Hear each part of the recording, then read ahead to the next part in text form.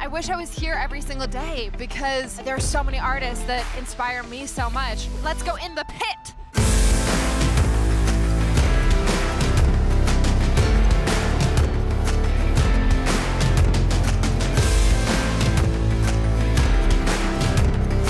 The last song that was put on the EP was The Fire, and that was all about the ending of this relationship that I was in.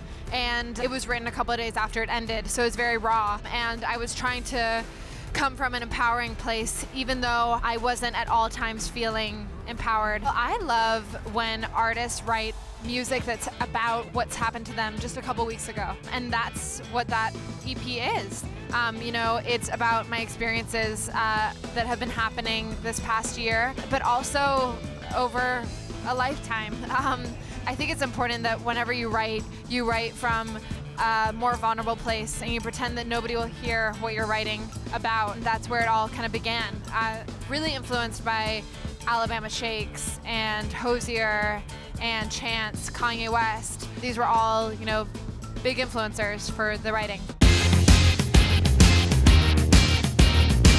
Pink covered my song at Summerfest. I still can't really believe that. She covered one of my songs, which is called River.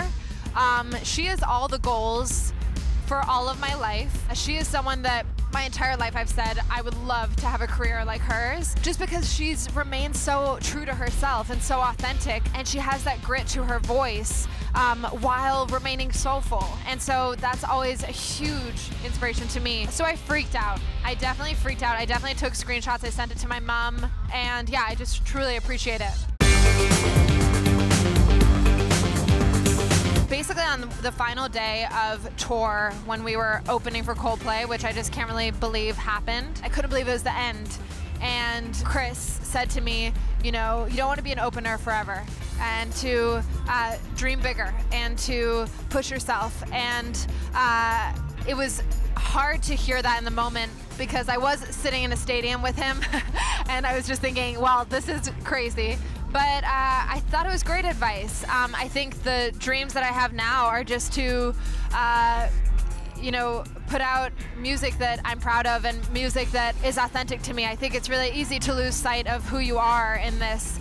And so it's important to have tunnel vision of why you began with this. And for me, it was about creating that connection and speaking my truth and hoping that others could connect to it in the process, and performing as if it was my last always. I think the best thing I can do is just sit in gratitude and appreciate it for what it is, and know that, you know, you can't really expect anything, but along the way, just appreciate it as it comes. Fuse's coverage of Lollapalooza is brought to you by Twix. It's time to decide, which side are you?